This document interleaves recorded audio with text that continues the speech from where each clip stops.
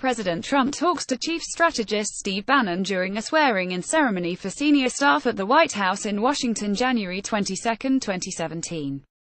Carlos Barrerota's former White House chief strategist Stephen K. Bannon's hopes of leading a revolt in the Republican Party this year suffered a severe blow Thursday as his allies rebuked and abandoned him following a nasty public break with President Trump.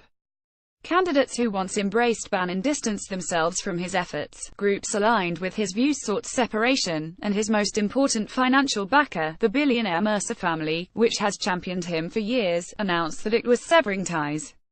Even his position as chairman of Breitbart News, a website he has referred to as one of his most effective weapons, was being reviewed by the company's leadership, according to people familiar with the talks, a move that White House Press Secretary Sarah Huckabee Sanders publicly encouraged at Thursday's White House news briefing. But it was the rare statement from Rebecca Mercer, daughter of investor Robert Mercer, that hit hardest and, combined with Trump's fury, has left Bannon isolated from the two power centers that elevated him from a fringe commentator to an office in the White House. My family and I have not communicated with Steve Bannon in many months and have provided no financial support to his political agenda, nor do we support his recent actions and statements, Rebecca Mercer said in a statement to The Washington Post. Breitbart executives, along with Mercer, who holds a minority stake, discussed pushing Bannon out of the company he helped make famous, according to four people familiar with the discussions. Among their concerns in doing so is the reaction of hardline conservatives, who make up much of the site's readership, and also of Bannon, who would be unlikely to leave quietly, the sources said. Friends of the Mercers working at the White House privately shared their view that Bannon's ouster from Breitbart would be well received by the president, who has been irritated for months with Bannon's rising profile even as the two continued to talk by phone. A Bannon representative declined to comment. "I certainly think that it's something they should look at and consider," Sanders told reporters Thursday. One person close to Trump said, "The president's take is that everyone has to now make a choice, it's me or it's Steve." Lawyers for Trump have accused Bannon of breaking a confidentiality agreement by making critical comments about Trump and his family in a forthcoming book, Fire and Fury Inside the Trump White House, by Michael Wolff. The president said in a statement Wednesday that Bannon has lost his mind since leaving his perch at the White House in August. Those remarks have effectively undermined Bannon's standing as leader in the motley movement that swept Trump into office, while giving ammunition to his foes in the Republican Party who have long warned that he will be an electoral liability. "The base is owned and operated by Donald Trump," said Christopher Ruddy, a friend of Trump's who is chief executive of Newsmax Media. Bannon was an interloper who didn't have as much control as people say he did and whose image was inflated by the media. His power came from riding the coattails of Trump, and the base will side with the president. After leaving the West Wing, Bannon has tried to straddle a fine line as a hard-charging Trump advocate while cultivating his national stature as the master of his own political operation with distinct personal and ideological goals. People who work with Bannon acknowledged that it will be difficult for him to keep rallying the president's base in the current environment. Bannon's foes were more blunt. His only hook to Republican Party politics was his relationship with the president, said Josh Holmes, a former top aide to Senate Majority Leader Mitch McConnell. RKY saw how quickly everything dissolved after the president's statement. The fallout extended to political groups that have worked with Bannon to boost anti-establishment Republican candidates across the country this year, such as U.S. Senate candidate Kelly Ward of Arizona. Eric Beach, an advisor to both Ward and the Bannon-led Great America PAC, said Thursday that Bannon and Ward's relationship was limited and not central to her campaign, even though Bannon has hosted her in Washington and spoke at a raucous rally for her in Arizona. Bannon, who has worked closely with Great America Alliance, a partner of the PAC, has no formal role with either group. "I don't think there is any room for the palace intrigue," Beach said, saying the entire episode hurts the group's cause. There were signs that other donors were calling on Bannon's post-White House role as a fundraiser and gatherer of Republican money. Stephen Law, the president of the Senate Leadership Fund, which opposes Bannon's projects, said several of his own donors who had previously been willing to entertain pitches from Bannon had decided to stop those conversations. The unease extended to individual races. Michael Grimm, a former New York congressman running for his old seat after a felony conviction, had eagerly courted and received Bannon's support, posing for photos at the Breitbart embassy, Bannon's townhouse on Capitol Hill. But Grimm quickly distanced himself from Bannon amid the uproar over the Wolf book and issued a statement denouncing the comments in the publication as baseless and beyond disturbing. His advisors said his swift response was a necessary political move. Grimm turned to Steve not just for strategic advice but the imprimatur of the president, and the disagreement suddenly makes that far less legible, as voters evaluate candidates, said Michael Caputo, a Grimm advisor who previously worked on Trump's 2016 campaign. Some candidates fear that the president will look unfavorably on them if they stay close to Steve. In other quarters of the Republican Party, where the Breitbart website serves as a commons in Trump controversies are called fake news, the unraveling of the Trump-Bannon relationship has not yet sparked wide aversion to Bannon.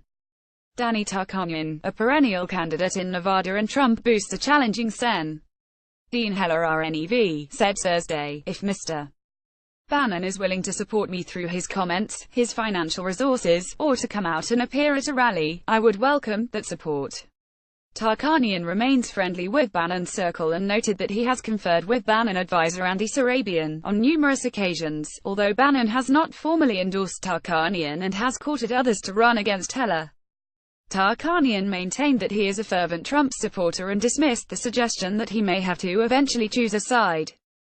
"I don't disown people for political expediency, and I'm not going to get in the middle of that issue," Tarkanian said. Bannon's influence on Capitol Hill is also under scrutiny.